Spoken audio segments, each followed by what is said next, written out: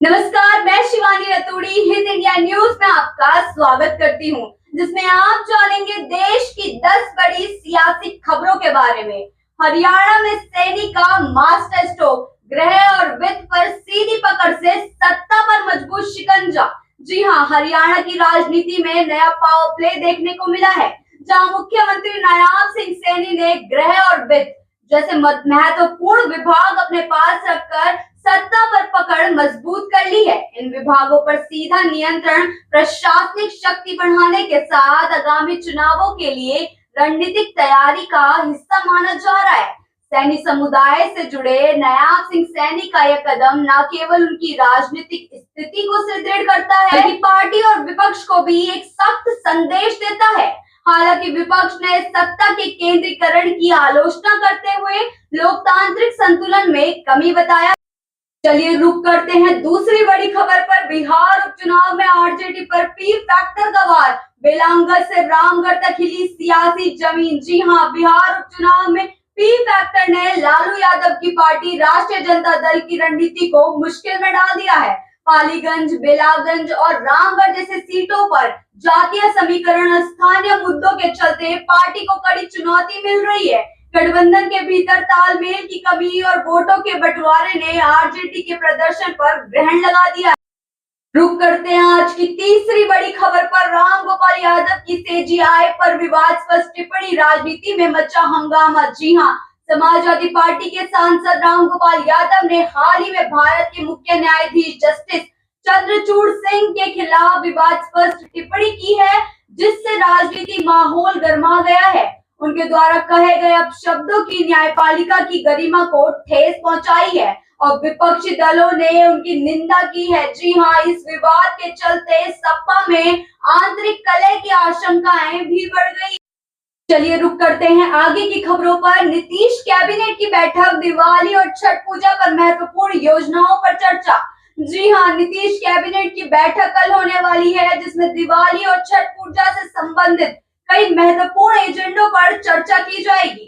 सरकार कुछ योजनाएं और प्रस्तावों पर मोहर लगाने की तैयारी कर रही है, जो त्योहारों के दौरान लोगों को लाभ पहुंचा सकती है। बैठक में बजट, विकास परियोजनाओं और सामाजिक कल्याण से जुड़ी योजनाओं पर भी विचार किया जाएगा। केजरीवाल को सुप्रीम कोर्ट का बड़ा झटका, मोदी की डिग्री विवाद में खारिज हुई याचिका।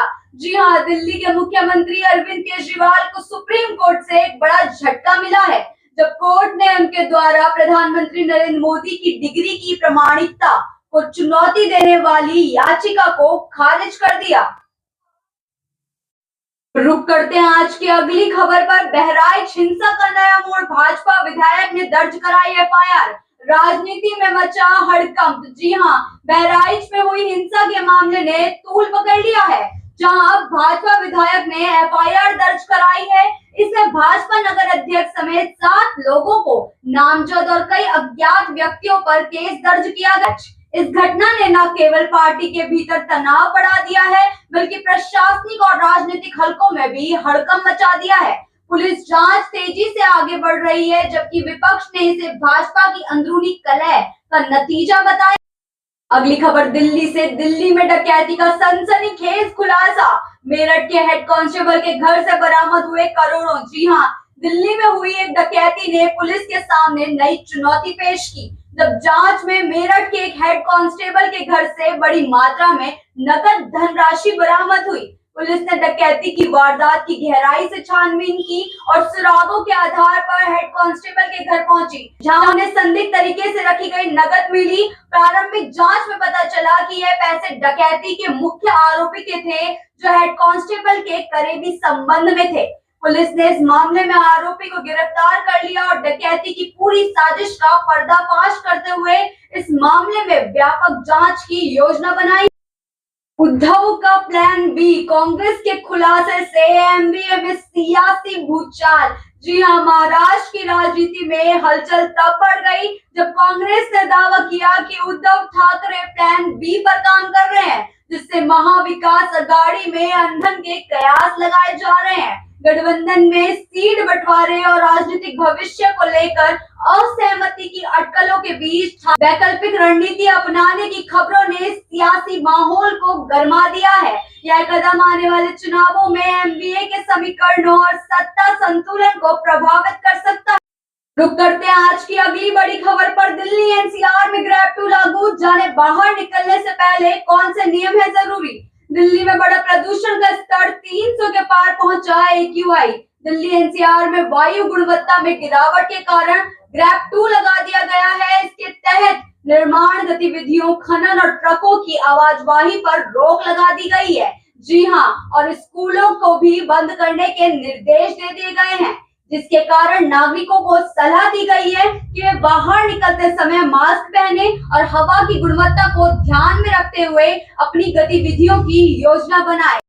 रुक करते हैं आज की आखिरी बड़ी खबर पर। बेलांगस उपचुनाव में रोमांचक मुकाबला। जी हाँ, जेडीयू की मनोरमा देवी बनाम सुरेंद्र यादव का बेटा। बिहार के बेलांगस उपचुनाव में जेडीयू ने पूर्व एमएलसी मनोरमा देवी पर दांव खेलते हुए उन्हें अपना उम्मीदवार बनाया है। उनकी टक्कर सुरेंद्र यादव के बेटे विश्वनाथ कुमार सिंह से होगी, जो आरजेडी के प्रत्याशी हैं। यह चुनावी मुकाबला जातीय समीकरण और स्थानीय मुद्दों के चलते दिलचस्प बन गया है, क्योंकि मनोरमा देवी की राजनीतिक पृष्ठभूमि और सुरेंद्र यादव के पारिवारिक समर्थन के बीच वोटरों को आकर्षित करने की जंग देखने को मिलेगी। इस उपचुनाव का परिणाम न केवल क्षेत्रीय राजनीति में बल्कि बिहार की राजनीति दिशा पर भी असर डाल सकता है। ऐसी ही बड़ी खबरों के लिए बने रहिए हिंद इंडिया न्यूज के साथ।